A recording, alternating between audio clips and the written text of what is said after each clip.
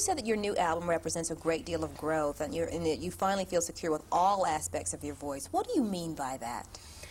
Well, 5 years ago, I didn't listen to Phyllis Hyman. I didn't understand why people did. I didn't understand why I would sell out concerts and have people swear by my talent. I didn't really get it. And then I started to listen, say 4 or 5 years ago, and accept. I actually began to accept the fact that I really could sing, that my voice was very special, and that the music I was singing, some of it was extremely special. It had a lyrical twist to it that you didn't hear much of. For instance, a lot of the songs that are out, especially the ballads, are about love. I'm in love with you, you're in love with me, we shall live happily ever after. I don't normally sing about that sentiment because it's not real to me. I don't have that in my personal life, so it's a little difficult for me to sing about that throughout a whole album. It would be a lie. So I began to accept and appreciate those talents that were specifically Phyllis Hyman's. And I'm real comfortable with it. I can sit down and listen to my record, especially the new one. I can listen to it all day long. It's enjoyable to me. I find new things to listen to and new things that attract me to that record. And that's new for me.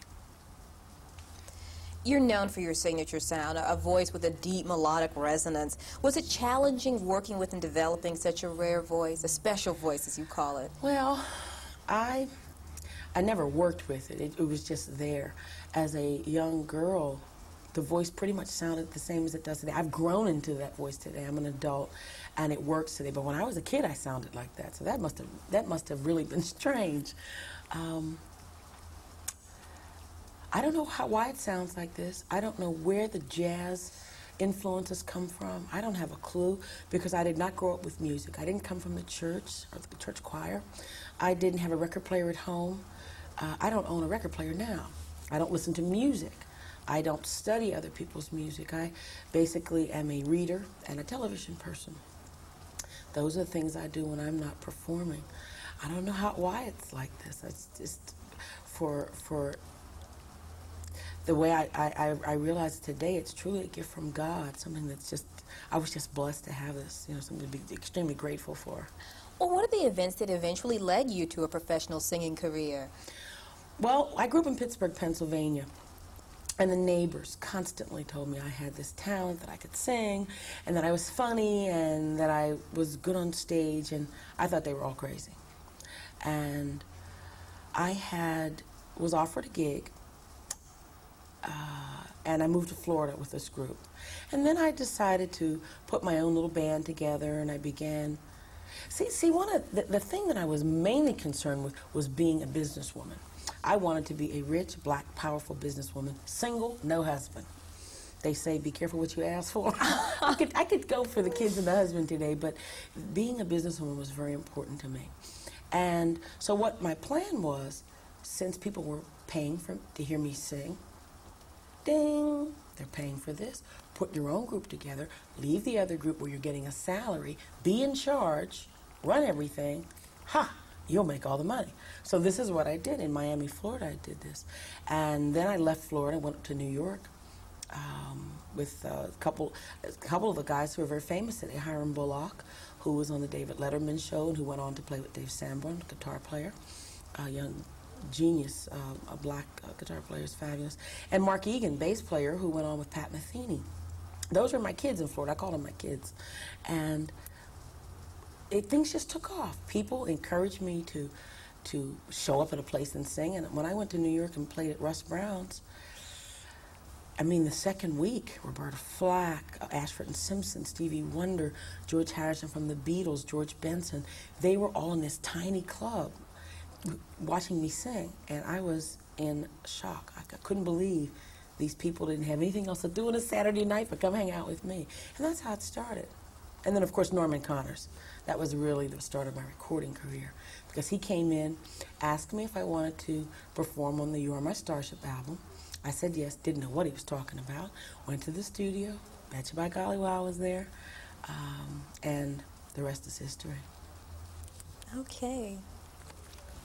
On this album, your voice moves easily through different musical persuasions, everything from jazz to rap. Is that difficult? No, it's not difficult because I have that sort of talent. I'm able to switch sounds and styles very easily. I can mimic. I'm a good mimic, and whatever, if someone presents me with a song that I like and maybe it's a little different, I study it for a bit and then I make it my own.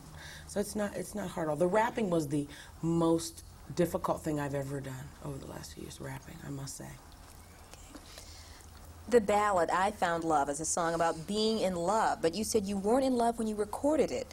Did that make it difficult? It made it real hard. At first I thought, I don't want to sing this song because it's a lie. I did like the song, I love the melody, but the lyric was just so foreign to me. I listened to it over and over again and decided that this is what you would love to have. This is what you have had in the past. You must draw upon those experiences and those dreams and make this song a reality, and that's what you get when you hear it. You recorded some very emotionally charged songs on this latest release. I heard you had to fight back tears to record some of them.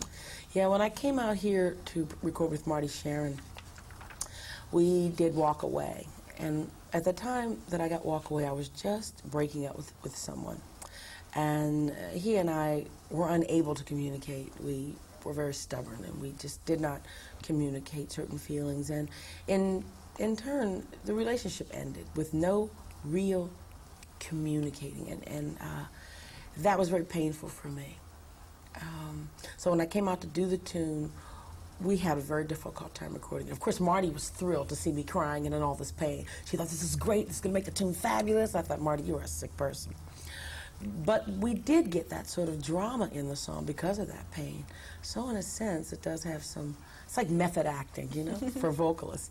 But it did make the tune work. It gives it that drama that it needed. And it's real. I didn't have to make that up. You named James Brown, Nancy Wilson, and Minnie Riperton as early musical influences. Who influenced you the most? Well, Nancy Wilson had a interesting influence on me. She had, actually, she almost scared me out of the industry altogether.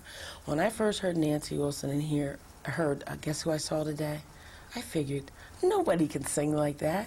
Continue being a secretary, Phyllis. Have a nice life. And then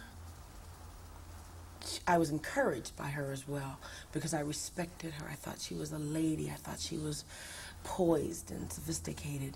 And I knew that that was the best place for me as opposed to being a dance artist or a gimmick artist. I knew that that wasn't something I could really do well. Singing the classics, singing the classic ballad, song with great lyrics would be something I would do better than just little quirky tunes. And with James Brown, I was impressed with his business savvy. He owned radio stations. He owned a great deal of property, and he was very well respected, and he was a huge success. I wanted to imitate him. And with Minnie Riperton, of course, just the sensitivity in her voice. And I've never been attracted to the soprano voice that much. That's not where I feel it in the gut. I don't really feel it with the soprano sound.